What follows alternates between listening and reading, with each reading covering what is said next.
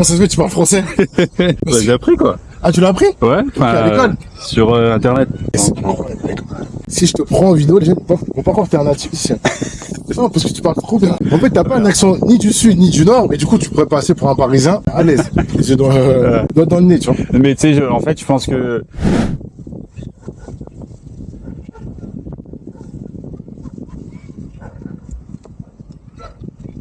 Are you guys from here?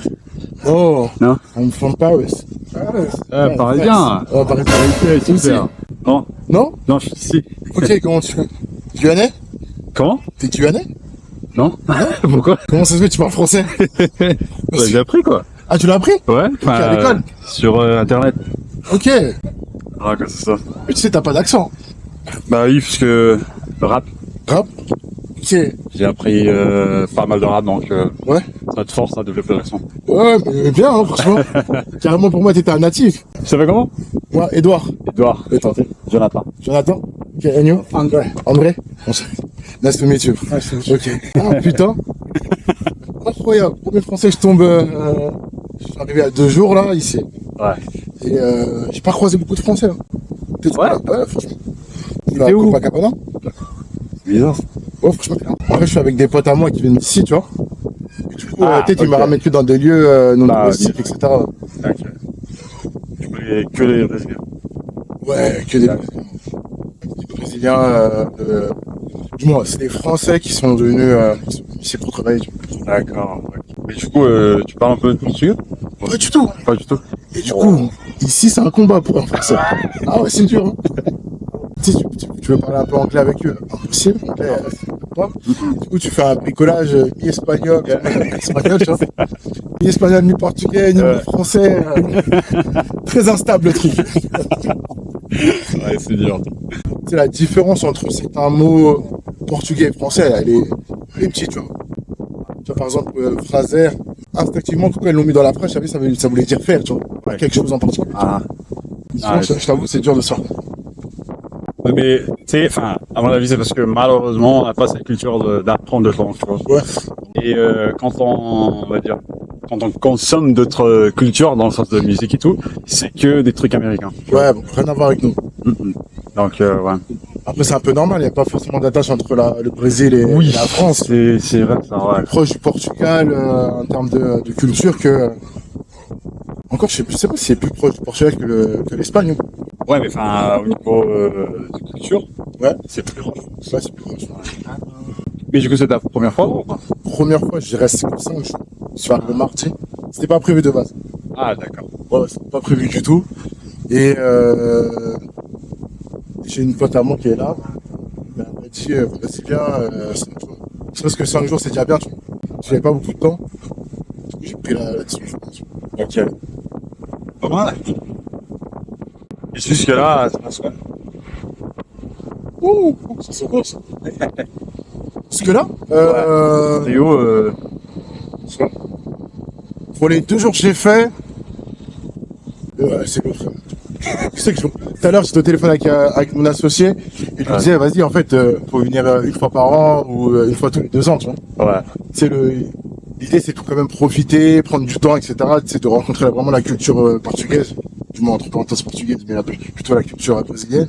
C'est pour t'acclimater avec eux, etc. Et vraiment faire tes spots uniquement, tu vois, brésilien, pas des trucs. Je sais pas, j'ai vu 2-3 rooftops. Ça se voit que c'est pas purement brésilien, tu vois.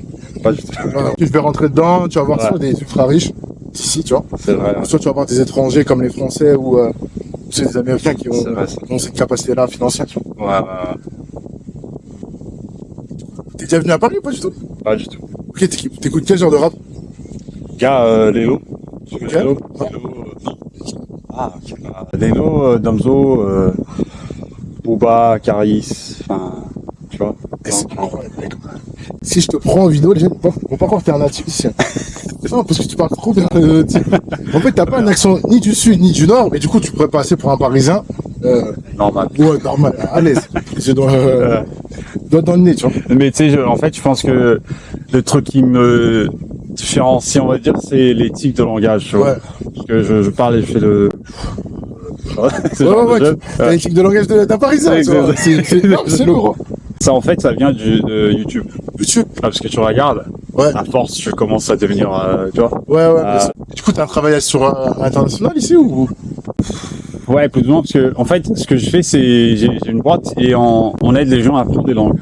Ok. Donc, c'est pour ça que je... Ouais, très bien, ouais. Ok. Infelizmente a bateria da câmera morreu e aí eu tive que cortar o vídeo porque, enfim, não teve mais conversa. Mas eu vou te falar 3 coisas aqui no final que eu sei que vão fazer diferença pra sua vida, então pelo amor de Deus, fica até o final. Não sai agora. Primeira coisa é o seguinte, cara. Isso que você acabou de ver, essa interação em francês e tal, que eu já tive literalmente milhares desse tipo de surpreender um francês, um parisiense, um cara do norte, do sul, do seja que for, da Bélgica, da Suíça, francófono, falando de francês, ou italiano, ou alemão, ou americano e tal. Esse tipo de realidade, esse acontecimento, quando eu comecei a estudar francês em 2019 e a primeira vez eu falhei e desisti, larguei o francês porque eu falei, cara, não tô tendo progresso, não tô conseguindo avançar aqui, perda de tempo, depois eu vejo essa merda aqui. Entrou a pandemia em 2020, falei, cara, agora é a hora de eu me focar 100%, é a hora que eu tô trabalhando de casa, eu vou ter mais tempo, vamos que vamos. Eu não imaginava que isso seria possível. Isso que você acabou de ver, essa conversa, esse choque, essa tranquilidade na comunicação é uma coisa que eu sonhava em ter anos atrás. E que eu ainda me perguntava, cara, será que um dia eu vou conseguir? Será que vai dar? Eu vou ter essa fluidez na fala? Será que...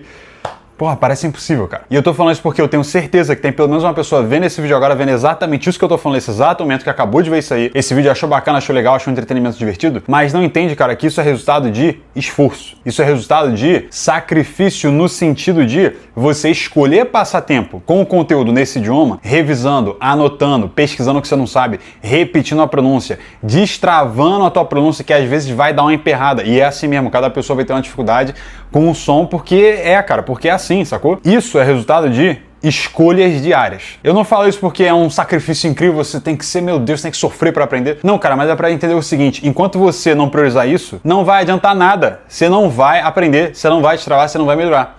Eu falo isso porque eu sei que tem pessoas aqui que estão desanimadas no progresso com o inglês, porque não estão sentindo progresso no inglês, no espanhol, no francês, no idioma que for, e estão nessa de, cara, ver um vídeo de uma pessoa falando, acha o entretenimento legal, deixa um like, acha bacana e depois vai embora. Vai tocar a tua vida em português. Não faça isso. Eu tô gravando esse aqui justamente para você parar de fazer isso, para você cortar esse padrão que não te leva à fluência. Redireciona. Volta a passar tempo com o inglês, a passar tempo com o francês. Pesquisa o que você não sabe. Se imerge nesse idioma. Viva esse idioma. É só assim que você vai aprender. Enquanto você não fizer o que o Paul Pimsleur, o autor do livro How to Learn a Foreign Language, fala que é take charge of your own learning. Tome as rédeas da sua aprendizagem. Enquanto você não for protagonista disso aí, você não vai aprender, cara. Então o primeiro ponto é esse. Segundo ponto, na verdade, é um convite que eu venho te fazer, que é de você clicar nesse link que tá aqui na descrição para se inscrever na newsletter e também no evento que a gente vai fazer no dia 8 e 9 de março de 2025, eu não sei quando é que você tá vendo esse vídeo, tá?